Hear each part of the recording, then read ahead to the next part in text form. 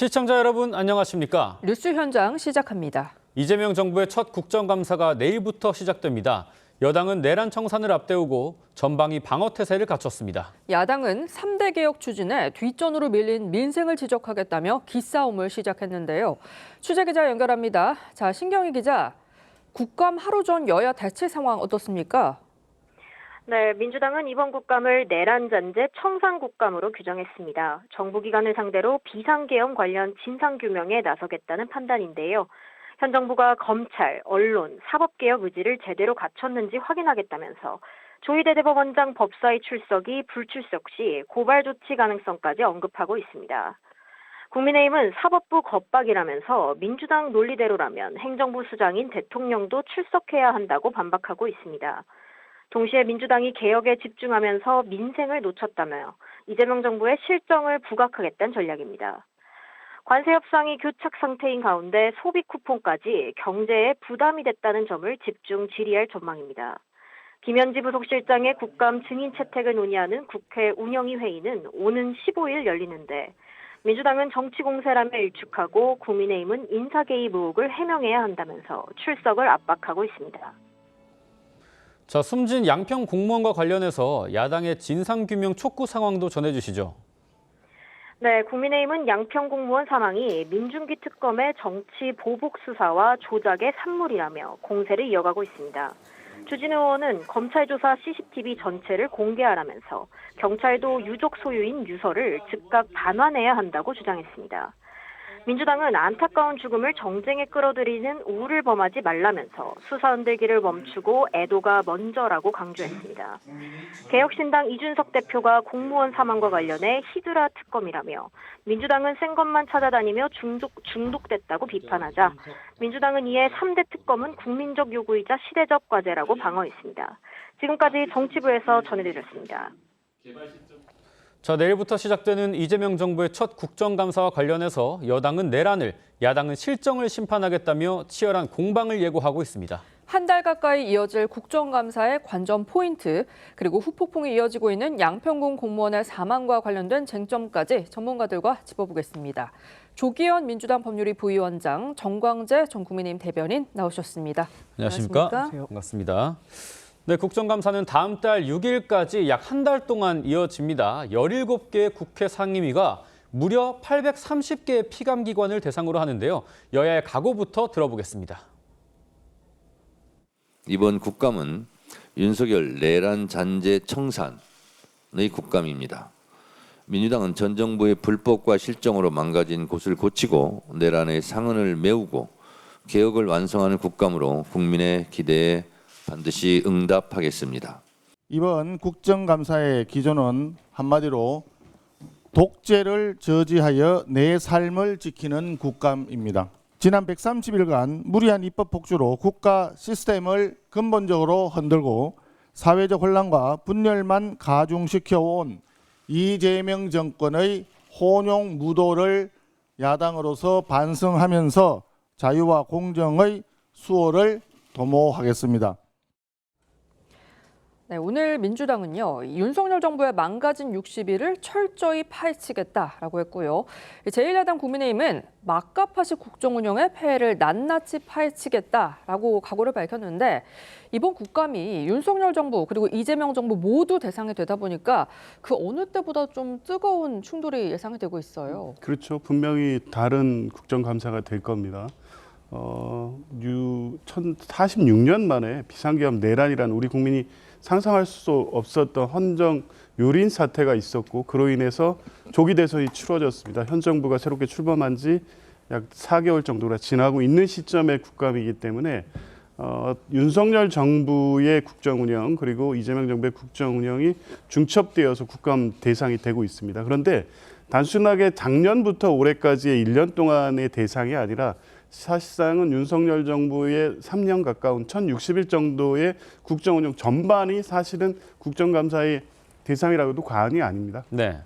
왜냐하면 지금 진행되고 있는 내란 청사는 특검의 수사 그리고 재판으로 이어지겠지만 그뿐만 아니라 3년 동안의 어떤 국정의 어떤 비정상적 운영으로 발생한 여러 가지 문제들을 근본적으로 개선할 3대 개혁안이 추진되어야 되고요.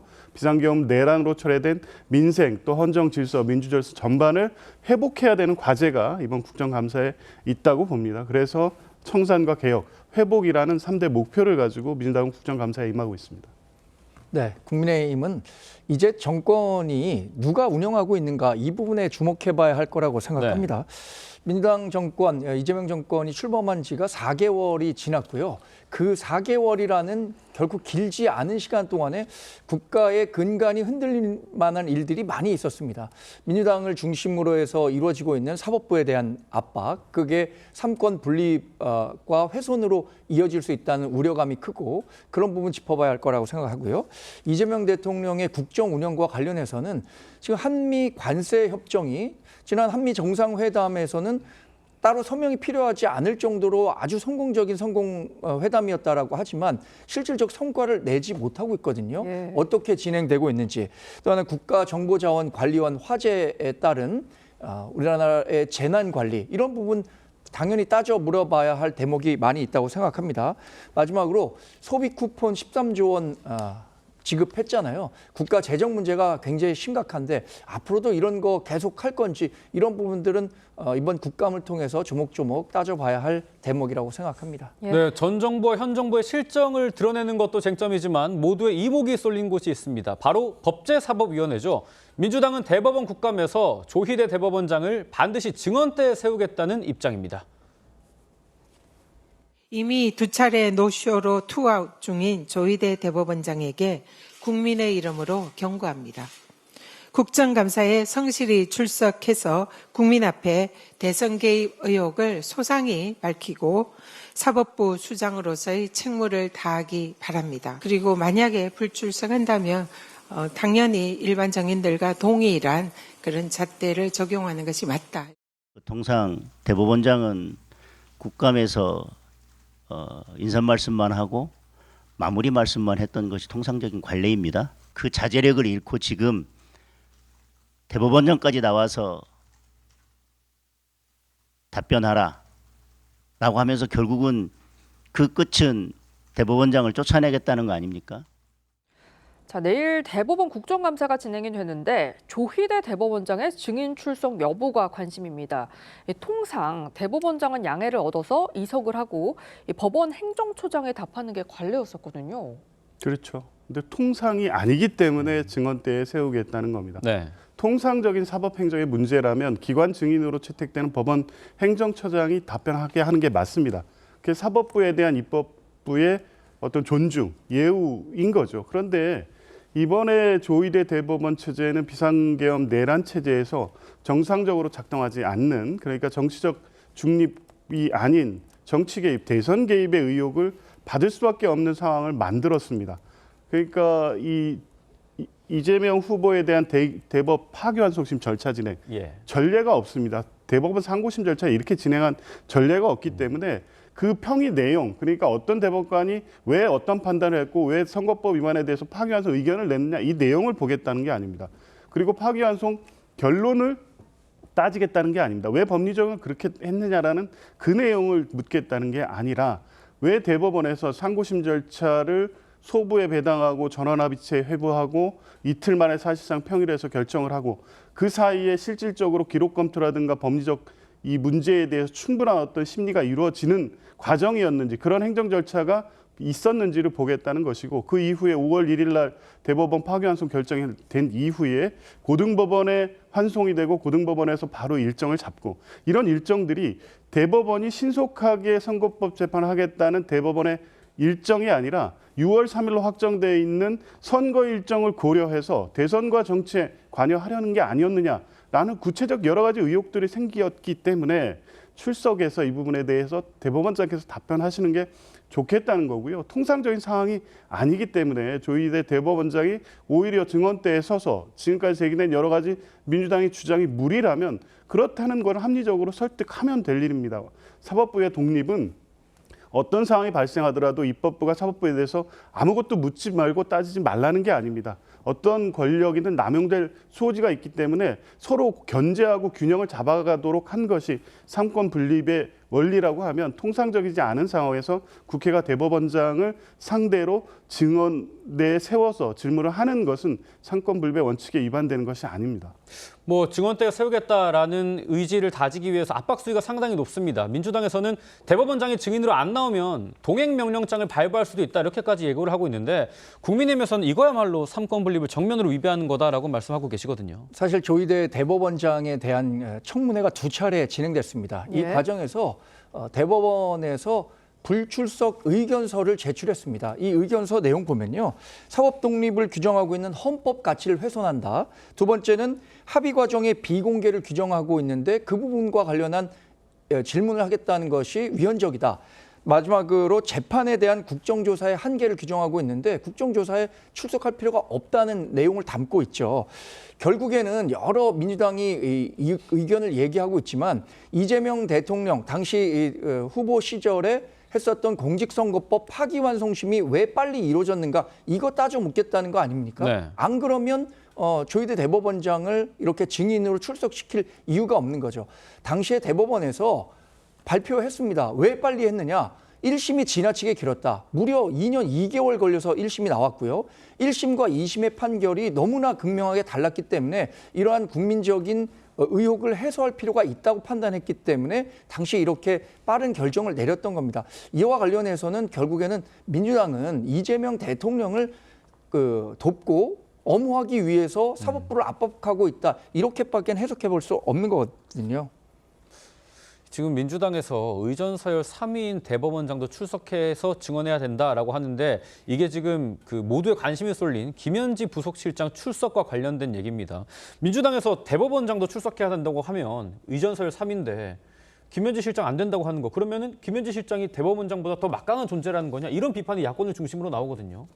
그렇지 않죠. 너무 이제 단순화된 국민의힘의 비판이라고 보고요. 김현지 실장이 그만한 존재가 아닙니다. 물론 오랫동안 이재명 대통령의 측근이다 핵심 참모로서 중요한 역할을 해온 것은 맞지만 2025년 이 중요한 국감에서 이렇게 모든 이슈를 삼킬 만큼 중요한 인물이고 그리고 국회에 출석해서 답해야 될 중요한 문제들이 그렇게 많은 것이냐에 대한 근본적 문제제기가 있는 겁니다. 총무비서관으로서 당연히 출석해서 답변해야 되고 기관 증인이기 때문에 원칙적으로 출석하는 게 맞다고 봅니다. 그런데 이제 현재는 부속실장인 거고요. 그 사이에 국민의힘이 김현지 부속실장에 대해서 지금 제기되는 의혹은 대통령 총무비서관으로서 지금 부속실장으로서 직무에 관련된 내용들이 사실상 아닙니다. 네. 과거에 이재명 이 대통령과 있었던 인연 관련된 여러 가지 사실 확인도 안 된 문제들을 무자비로 국회에서 의혹 제기를 하겠다는 것이거든요. 그러니까 실제 대통령실 운영과 관련해서 총무비서관 내지 이 부속실장의 지위에 있는 자의 답변을 듣겠다는 게 아니라 측근 실세 김현지를 세워서 이재명 대통령에 대해 정치적인 흠집을 내겠다. 이 의도가 명확하기 때문에 민주당에서는 이제 거부감이 있는 겁니다. 물론 운영위에서 증인 채택에 동의하면 될 일이지만 일단 이런 부분 정치 공세의 소재로 삼겠다는 의도가 명확하기 때문에 일단은 협의를 해야 되겠지만 부정적 기류가 생긴 거고요. 더 중요한 문제는 운영위뿐만 아니라 다른 상임위 5, 6개 상임위에서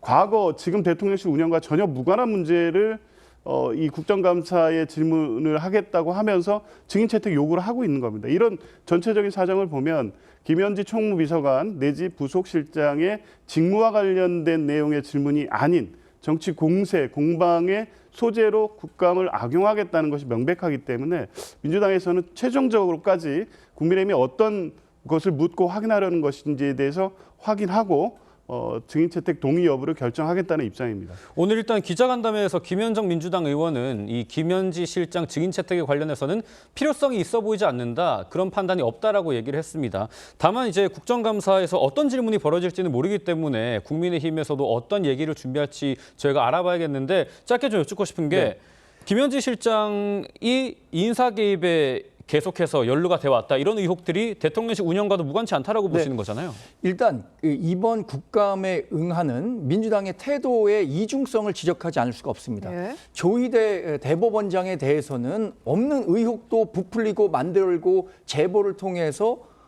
탄핵을 한다거나 사퇴를 한다거나 증인으로 출석하겠다 해야 한다라고 얘기를 합니다. 그런데 김현지 부속실장과 관련해서는 있는 의혹도 없다라고 얘기하면서 나올 필요가 없다는 거예요. 그리고 또 하나 관례를 얘기합니다. 부속실장이 국정조사, 국감에 나온 관례가 없다 이렇게 얘기를 하는데 국감에 증인 출석으로 나온 관례는 대법원장이 없다면 없지 부속실장이 없겠습니까? 그런 이런 이중 잣대를 가지고 어떻게 국민들께 이 국정조사와 관련한 민주당의 태도를 설명할 수 있겠습니까? 또 하나는 김현지 부속실장이 지금은 자리를 옮겼지만 총무비서관으로 100여일 정도 활동하면서 있었던 여러 의혹들이 있습니다. 예를 들어서 산림청장 인선과 관련해서 개입했느냐? 이 부분 계속해서 의혹 제기되고 있는 거잖아요. 네. 이른바 성남의제 21이라는 NGO 단체에서 함께 일했다는 것이 근거가 돼서 산림청장을 추천했다라는 의혹 사고 있습니다. 또 하나는 강선우 여성가족부 장관 후보자의 낙마와 관련해서 관여했느냐 이것도 언론 보도를 통해서 알려졌는데 대통령실에서 이렇게 반박을 하지 않고 있거든요. 이런 다양한 의혹에 대해서도 김현지 부속실장에 대해서 증인을 출석한 후에 물어볼 여지가 있는 거죠. 네, 다음 소식도 짚어보겠습니다. 양평군 공무원이 특검 소환 조사를 받은 뒤 숨진 채 발견된 것과 관련해 국민의힘에서는 허위 진술을 강요하는 강압 수사이자 정치 보복 수사라고 목소리를 높이고 있는데요. 직접 들어보시죠. 특검에 처음 조사받는 날 너무 힘들고 지치다. 딱 또 수사관들이 정해서 요구하며 빨리 도장을 찍으라고 계속 강요한다. 민중기 특검이 자행한 허위 진술 강요와 회유, 포갑적 강압 수사가 성실하게 살아온 한 공무원의 고귀한 생명을 앗아갔습니다. 이 죽음은 단순히 개인의 비극이 아닙니다. 이것은 특검이 정치적 목적을 위해서 진실을 왜곡하며 수사하여 빚어진 국가적 참사입니다. 자, 국민의힘에서는 이 민중기 특검이 더 이상 자격이 없다면서 책임지고 사퇴해야 한다라는 말까지 나왔습니다. 그러면서 이 공무원 조사 종료 시각과 CCTV 녹화 파일까지 공개하라 이렇게 촉구를 했는데 좀 필요한 조치라고 보십니까? 글쎄요, 이게 형사소송법상 저렇게 정치적 주장을 한다고 해서 일방적으로 공개될 수는 없습니다. 네. 진술조서 같은 경우에는 조사 시각과 종료 시간이 다 기재돼 있고요. 본인이 서명 날인했기 때문에 증거로 나중에 제출이 될 겁니다.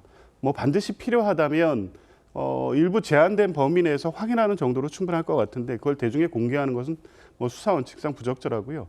CCTV 영상 같은 경우에도 이 고인께서 영상 녹화에 동의를 하셨다면 존재할 건데 만약 존재한다면 필요한 범위 내에서 확인할 수 있지만 그 일반에 공개하는 것은 금지되어 있습니다. 그렇기 때문에 저렇게 정치적으로 요구할 것이 뭐 이렇게 부당한 요구가 아니라 실제 어떤 문제가 있었는지 확인이 필요하다면 다른 방식으로 접근하면 될 일이지 뭔가 확실히 강압수사 회유가 있었다는 걸 전제해놓고 무조건 그 증거가 있는 것처럼 저런 주장하는 것은 적당하지 않다고 봅니다. 네, 이 숨진 양평군 공무원은 내일 부검할 예정인 걸로 알려졌는데 유족 측은 부검을 반대한다면서 유서를 보지 못했다고도 밝혔습니다.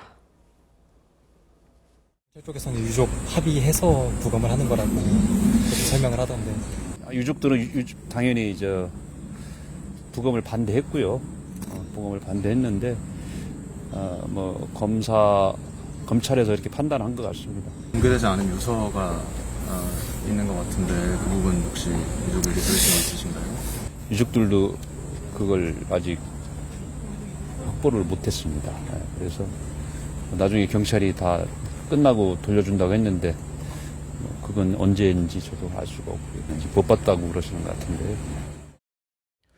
지금 김성교 의원을 통해서 공개된 메모는 이제 조사 이후에 본인이 작성한 메모고 별도로 현장에서 작성된 유서가 있다고 합니다. 그런데 이 유서가 경찰이 확보를 하고 있는데 유족이 갖고 있지 못하다라고 합니다. 주진 의원은 이것과 관련해서 유서는 유족 소유다. 경찰은 즉각 반환하라. 이건 증거 은닉이라고 지적을 했는데 좀 부적절하다 이렇게 보시는 거죠? 아니, 사실 상식적으로 생각하더라도 고인이 남긴 유서를 경찰이 확보하고 있다면 그것을 유족에게 돌려줘야 하는 것 아닌가요? 가족들은 얼마나 궁금하겠습니까? 이 자필 메모만 놓고 본다면 이것이 사실이라면 정말 억울한 일을 겪으신 거잖아요. 유서에 어떤 구체적인 정황이 포함되어 있을지도 모르는데 그것을 경찰만 갖고 가족에게 공개하지 않는다는 것은 이해하기 어려운 처사고요. 검찰이 갖고 있는 CCTV 영상 저는 반드시 공개해야 한다고 생각합니다. 예. 지금 강압이나 회유 없었다고 특검에서 얘기하고 있지만 그것을 자체적으로 특검이 얘기한다고 해서 국민들이 그렇게 믿을 수 있겠습니까? 네. 믿게 하려면 객관적인 정황 증거들을 보여줘야 되는 거죠. 그 증거가 저는 CCTV와 조서 열람이라고 생각합니다. 예. 과거에 이화영 경기부지사가 옥중에서 이런 그 검찰로부터 회유를 받았다. 이런 논란 때문에 민주당은 국회에서 청문회까지 열어주면서까지 이화영 전 경기부지사의 이야기를 계속 다 들어줬었던 거예요. 그런데 지금 그것보다도 훨씬 더 명백한 메모가 있음에도 불구하고 CCTV 공개하지 않겠다고 한다면 무언가 감추려고 하는 게 있는 것 아니냐라는 의심은 더 커질 수밖에 없는 거죠. 이런 의심을 푸는 것은 저는 특검 본인의 몫이라고 생각합니다. 지금 공무원 측 변호사 얘기 들으셨습니다만 유족이 원치 않는데 부검이 진행이 될 예정이고 그리고 이 유서와 관련해서도 유가족들에게 보여줘서 고인의 필적이 맞다라는 얘기를 들었음에도 이제 필적 감정을 실시한다라는 보도가 나오고 있습니다. 이런 일련의 과정들이 일반적인 건가요? 뭐 일반적이지는 않죠. 그런데 이 지금 피고인 측 그리고 국민의힘 정치 쟁점으로 돼 있습니다.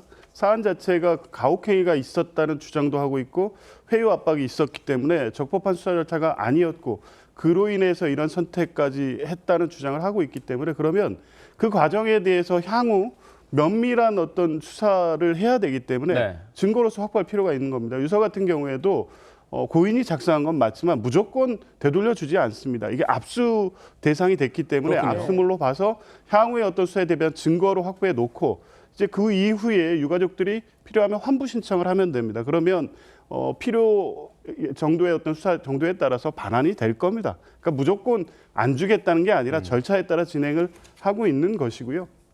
그러니까 유서 같은 경우에도 지금 메모가 있고 지금 별도의 유서가 있다는 겁니다. 네. 그러면 그 유서의 내용과 메모 내용을 비교해 보면서 실제 지금 이 유가족 측 변호인이 주장하는 것이라든가 국민의힘이 주장하는 것처럼 압박, 회유, 강압수사가 있는지를 따져봐야 됩니다.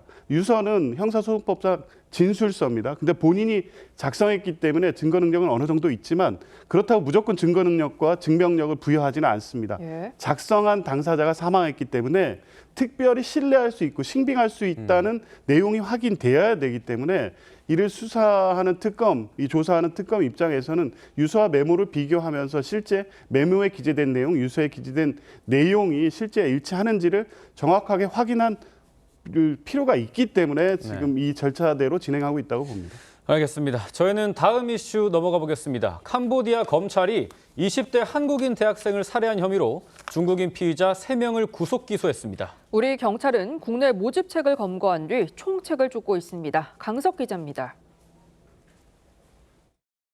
한국인 대학생을 살해한 혐의를 받고 있는 중국인 3명입니다. 이들은 지난 8월 초 캄보디아의 한 농장에서 한국인 대학생 박모 씨를 때려 숨지게 한 혐의를 받고 있습니다. 박 씨는 지난 7월 가족에게는 박람회에 참석한다며 캄보디아로 출국했습니다. 독일로 가는 줄 알고 있어요. 독일. 동물들을 좋아해갖고 그쪽으로 뭐 좋은 기회가 있어갖고 이래 가본다고 하면서. 하지만 한국인 대상 취업 사기가 잦은 캄보디아 보코산 지역의 한 농장 트럭 안에서 숨진 채 발견됐습니다.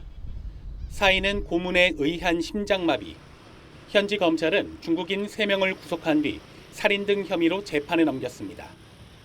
현지 경찰은 해당 범죄 조직이 벌인 사기 범행의 증거를 확보하고 추가 가담자 2명을 추적하고 있습니다. 캄보디아 경찰에서 용의자를 3명을 검거를 했다고 이렇게 알고 있습니다. 그 용의자들은 범죄를 부인한다고. 우리 경찰은 박 씨에게 해외 취업을 유인한 혐의로 20대 남성을 구속했습니다. 이 남성은 대포 통장 모집책으로 박 씨의 지인이었습니다. 경찰은 붙잡힌 모집책이 박 씨를 유인한 경위를 확인하면서 윗선을 쫓고 있습니다. 경찰은 현지 주재관 등이 캄보디아 측과 소통하며 시신 송환과 함께 이번 달 안에 부검이 추진되도록 협의하고 있다고 밝혔습니다. TV조선 강석입니다. 자, 저희 기자가 전달해드린 것처럼 최근 캄보디아에서 우리나라 사람을 상대로 납치, 감금 등 강력 범죄가 급증하면서 적극적인 대책을 요구하는 목소리가 커지고 있습니다. 왜 유독 한국인을 노리는지, 왜 캄보디아가 범죄의 소굴이 됐는지 염건웅 유원대 경찰소방행정학부 교수 새로 모셨습니다. 안녕하십니까? 네, 안녕하세요. 예, 교수님, 지금 우리나라 대학생이 캄보디아에서 납치 살해가 됐는데 시신이 2달째 국내로 돌아오지 못하고 있고 또 다른 한국인도 이제 2명이 160일 만에 가까스로 구조가 됐다고 합니다. 지금도 캄보디아 현지에 상당수의 한국인들이 있는 걸로 보입니다. 네, 뭐 최근에 이제 통계를 봤을 때 이 캄보디아에서 납치 신고됐던 그런 통계를 보면요. 2024년에 220건, 2025년에 330건 이렇게 급속도로 늘고 있는데 네. 왜냐하면 몇 년 전만 해도 사실은 뭐 10회 이하 뭐 이런 식으로 굉장히 적은 숫자의 캄보디아의 납치 사건들이 신고가 됐었는데 작년부터 굉장히 갑자기 급증했단 말이죠. 그렇군요. 2024년 올해는 사실 또 심지어 1월부터 8월까지의 통계가 330건이에요. 그러니까 네. 작년을 이미 넘어섰다라고 볼 수가 있는데 지금 캄보디아가 이제 범죄단지 밀집 지역이 있습니다. 이 지역들이 지금 뭐 엠네스티에서 발표했던 그런 통계도 있긴 한데 여기에 아마 한 50여 개 단지가 지금 존재하고 있고 거기 네. 이제 최대 약 한 10만 명 정도가 수용돼 있다라고 알려져 있어요. 근데 이제 왜 그러면 한국인들을 계속 표적으로 하고 있냐가 이제 궁금할 수밖에 없는 문제인데 이자들은 지금 이제 코로나 시기에 지금 여기 있는 카지노라든지 호텔 건물들은 사들였습니다. 왜냐하면 그때 당시에 이제 코로나로 캄보디아에 있는 관광 산업이 무너지면서 네. 거기에 있던 이제 호텔이나 카지노를 사들이고 그 이후에 이제 비대면 시대가 오다 보니까 거기서 이제 온라인 범죄를 계획하게 되고 거기에 따라서 이제 보이스피싱 범죄의 어떤 근거지로 거기를 삼은 거죠, 캄보디아를. 근데 지금 원래는 이제 중국 또 일본 뭐 이런 중국이나 일본 사람들이 표적이었다가 또 동남아시아 사람들이 표적이었다가 지금은 이제 작년부터는 한국 사람을 대상으로 표적을 삼고 있고 왜냐하면 한국에서 지금 보이스피싱으로 얻는 수익이 굉장히 높기 때문에 지금 한국 사람들을 대상으로 지금 보이스피싱을 위한 여러 가지 그런 뭐 유도를 통해서 지금 한국인들을 납치하고 있는 사례가 증가하고 있습니다. 네, 그런데 숨진 대학생과 구조된 2명이 같은 조직에 감금이 됐었다 이런 보도도 나왔거든요. 중심 조직에 있는 건가요? 지금 그러니까 뭐 지금 아까 말씀하셨듯이 한국인이 지금 우리가 지금 밝혀지지 않은 그런 암수 사례로 많이 지금 잡혀 있다, 그러니까 감금되어 있고 납치되어 있을 것이다라고 추정할 수밖에 없어요. 그런데 지금 뭐 여기 지금 한국인 2분 같은 경우는 다행히도 돌아왔는데 지금 이번에 8월 8일에 사망했던 지금 이 한 대학생 같은 경우는 안타깝게도 8월 9일 날 우리나라에서 이제 현지 당국과 협조를 해가지고 구출 작전을 펼친 사례가 있더라고요. 그래서 8월 9일 날 14명을 구조했는데 그 전날에 사망을 했기 때문에 아마 구조가 못 됐던 것 같고요. 그래서 지금 일단은 현지에 지금 우리가 지금 공개된 사례는 2분이 지금 우리나라로 송환이 되셨고 다시 들어오셨고 지금 한 분은 사망하셨지만 앞으로도 이런 사례가 발생할 가능성이 지금 매우 높다라고 봐야 될 것 같습니다. 지금 관련해서 국민의힘 나경원 의원이 민주당이 사법부를 압박하면서 정치 보복에만 몰두하는 동안 우리 국민들이 납치 실종되고 있다라고 강력하게 비판을 했습니다. 민주당 정권 이걸 방치하지 않고 있냐라는 건데 국민의힘에서는 좀 어떻게 보십니까? 그러니까 지난 4개월 동안에 이재명 정권이 들어선 이후에 민주당과 이재명 정부 모두 귀에 정말 딱지가 앉을 정도로 내란 정식 얘기만 하고 있습니다. 그래서 경제나 민생 언제 챙길 거냐 이런 얘기 했었던 것 아니겠습니까? 지금 우리나라에 175개 해외 공관이 있는데요. 이 가운데 43곳이 공석이에요. 그러면 전체 가운데 한 25%, 4곳 중에 한 곳이 공석이라는 얘기가 나옵니다. 지난번 미국에서 조지아 사태 있었잖아요. 그 구금 사태가 발생했을 때도 우리나라에 애틀란타 총영사 없었고요. 주미대사도 당시에 부임하지 못한 상태에서 발생했기 때문에 당시 대미 외교 대응 능력이 크게 떨어졌다라는 얘기가 나왔었던 거죠. 이번에도 캄보디아 대사가요. 지난 7월에 공석이 됐는데 3개월 넘게 아직 그 후임자를 찾지 못하고 있습니다. 이 인사 관련해서는 해당 그 국가의 대사나 영사가 있느냐 없느냐에 따라서 그 대응 능력에 큰 차이가 있음에도 불구하고 이런 부분들을 미처 챙기지 못하고 있는 거, 이것은 이재명 대통령이 스스로 좀 잘못하고 있다라는 점을 반증하고 있다는 거 아닌가 이렇게 생각합니다. 네, 말씀하신 것처럼 특히 지난 7월부터 주 캄보디아 한국 대사가 3개월째 공석인 상황인데 이 부분 어떻게 보시는지요? 뭐 아무래도 컨트롤 타워의 중심이 대사이기 때문에 네. 신속하게 임명이 돼야 되겠죠. 그런데 대사가 아직 임명되지 않은 상황, 그리고 최근 뭐 우리나라의 정치 상황과 지금 이 캄보디아의 범죄 상황을 원인을 그렇게 말씀하시는 것은 전혀 사실과 맞지도 않고요. 불필요한 정치 공세라고 봅니다. 우리 국민들이 이렇게 고통을 겪고 있는 문제까지 이런 방식으로 정치의 영역으로 끌어들이는 게 적정한가라는 생각이 들고요. 굳이 말씀드리건 이건 뭐 전 정부 현 정부 책임으로 볼 것은 아니지만 2022년 이후부터 급증한 거 아닙니까? 예. 그러니까 이임된 박정욱 대사가 대사로 임명된 직후에 범죄가 급증했습니다. 윤석열 정부 시절이었죠. 그때부터 대응이 시작됐어야 됩니다. 그래서 잘못이 뭐 윤석열 정부의 책임이 있고 이재명 정부의 책임이 없다 이렇게 접근하자는 게 아니라 이것을 정치 문제로 끌고 들어와서 지금의 어떤 그 특검 수사 때문에 이 문제가 발생한 것처럼 얘기하고 호도할 문제는 아니라는 거죠. 정부에 좀 더 대응을 잘해라. 대사 빨리 임명해서 적절한 조치가 신속히 취해질 수 있도록 하라. 이건 당연히 겸허히 수용돼야 됩니다만 이 문제의 원인을 이재명 대통령, 이재명 정부한테 돌려서 정치적 이익을 얻으려는 것으로 이 사항을 그렇게 악용하는 것은 뭐 국민 보기에 적절하지는 않습니다. 네, 정부 대응이 미흡한 거 아니냐라는 지적이 나오니까 외교부에서는 캄보디아 경찰 측에서 이 납치 강금 피해자 본인이 직접 신고하는 원칙을 고수하고 있다 이렇게 설명을 했거든요. 강금자가 있다는 사실을 눈치를 채고 이 주위에 제3자가 신고를 해서 출동을 해도 본인이 강금 사실을 부인하면 이게 소용이 없다는 뜻인가요? 네, 일단 외교부의 이제 발언에 의하면 왜냐하면 지금 캄보디아에서 이렇게 복잡하게 절차를 하는 이유는 직접 신고 절차를 요구하는 이유가 과거 이제 제3자가 신고를 해서 출동을 해봤더니 정작 당사자들이 감금 사실을 부인하고 이 스캠센터 잔류를 원하는 경우들이 있었다. 그런 사례들이 지속 발생했기 때문에 여기에 대해서 지금 캄보디아 경찰 신고는 본인이 직접 해야 되고요. 또 신고자의 현재 위치, 또 연락처, 건물 사진, 거기에 또 명칭 동호수까지 기재해야 되고요. 네. 여권 사본, 또 얼굴 사진, 또 본인이 구조 요청한 영상까지 보내라고 이게 이 모든 요건들이 갖춰져야 이 지금 납치 신고를 받겠다 그리고 출동을 하겠다 이렇게 지금 캄보디아 경찰 측에서 얘기를 하고 있는 거거든요. 그러니까 뭐 이제 제3자가 뭐 아까 신고하는 그런 부분 때문에 캄보디아 경찰 측에서 이야기를 하는 것은 사실 저는 핑계라고 봅니다. 왜냐하면 범죄 사실 신고는 일단은 무조건 출동해야 되는 게 어느 나라 경찰도 마찬가지예요. 그건 기본적인 원칙이거든요. 그러면 이 사안을 구별해서 출동하겠다. 아니면 캄보디아 경찰 조직이 신뢰할 수 없을 정도의 상황이다라고 볼 수도 있는 거라고 생각합니다. 그래서 이런 부분에 있어서 우리나라 정부에서는 좀 강력하게 좀 요청을 해야 될 것 같아요. 그래서 지금 절차를 간소화해도 출동할 수 있도록 예를 들어 신고자가 신원과 자기 위치 정보만 알려줘도 신고할 수 있도록 지금 캄보디아 경찰 또 캄보디아 당국에 강력하게 요청을 해서 지금 납치 신고자들은 사실은 이미 신고가 들어왔다라고 하면 생명이 좀 위험한 상황일 수도 있어요. 이미 납치가 됐다는 거는 이미 그들이 써먹을 대로 써먹고 버리겠다라고 하면 이제 고문하고 지금 살해하고 이런 방식이거든요. 근데 지금 우리나라 사람들을 여기 데려가는 이유가 왜냐하면 그러니까 우리나라에서 보이스피싱을 하기 위해서는 대포 통장이 필요한데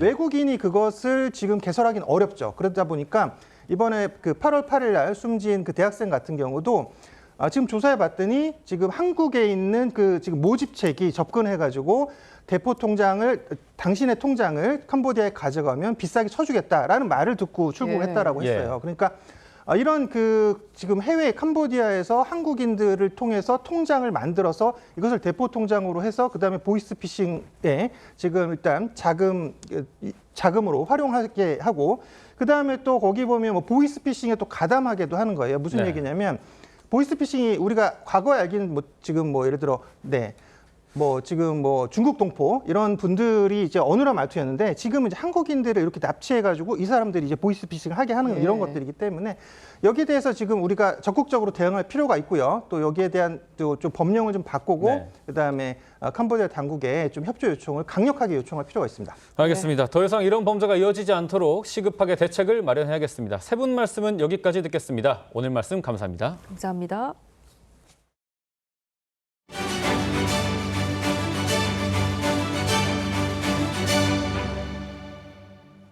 지난달 문신사법이 국회를 통과하면서 의료인이 아니더라도 합법적으로 문신을 시술할 수 있는 길이 열렸습니다. 그런데 2년 뒤 신설될 문신사 자격증을 두고 의사단체와 한의사단체가 대립하기 시작했는데요. 어찌된 일인지 박재훈 기자가 설명해 드립니다. 흰 종이 위 펜이 지나간 자리에 얼굴 윤곽이 드러납니다. 피부를 화폭 삼았을 뿐 문신도 엄연한 미술이라며 문신사들이 거리 미술가처럼 초상화 그리기에 나선 겁니다. 직업을 선택했다는 이유만 가지고도 감옥에 가야 했고 벌금을 내야 됐고. 지난달 문신사법이 국회를 통과하면서 지난 33년간 문신사들을 따라다녔던 불법 꼬리표를 떼어냈습니다. 2년의 유예 기간을 거쳐 국가시험에 합격하면 의료인이 아니더라도 문신 시술을 할 수 있게 된 건데 문신업소 영업을 위해선 지방자치단체에 등록해야 하고 위생, 안전교육도 의무화했습니다. 그런데 문신사 자격증 신설을 앞두고 누가 교육하고 관리할지를 놓고 의사단체와 한의사단체 간 갈등이 표면화되고 있습니다. 한의사단체는 문신용 침은 한의사가 진료에 쓰는 다양한 침의 일부라며 한의사도 관리 주체로 참여해야 한다는 입장입니다. 반면 의사단체는 문신은 의료행위라며 맞서는 상황. 피하에 염료를 주입하는 행위입니다. 이 행위가 허가된 사람들은 면허는 의사 면허밖에 없습니다. 자격증 취득을 앞둔 문신사들은 의료계 관할권 다툼에 당혹감을 감추지 못했습니다. 자기네들이 교육을 하겠다, 주도를 하겠다 이런 식으로 들리는 게 사실 감정이 좋지는 않고 양성화된 문신사 자격증 관리 주체를 놓고 적잖은 진통이 예상됩니다. TV조선 박재훈입니다.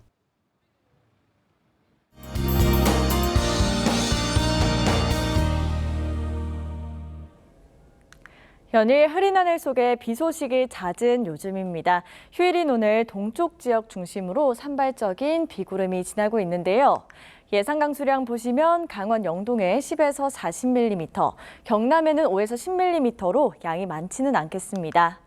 다만 내일과 모레 전국에 또다시 비가 내릴 텐데요. 강원 영동을 중심으로 최대 120mm 이상의 큰 비가 예상됩니다. 낮 기온 살펴보시면 서울이 23도로 중부지방은 대체로 선선하겠고요. 다만 부산은 29도로 남부지방은 늦더위가 이어지겠습니다. 동해상으로는 물결이 최고 3.5m까지 매우 높게 일겠고요. 해안으로는 너울성 파도가 밀려오겠습니다. 이번 한 주도 곳곳에는 비가 자주 내리겠습니다. 날씨였습니다.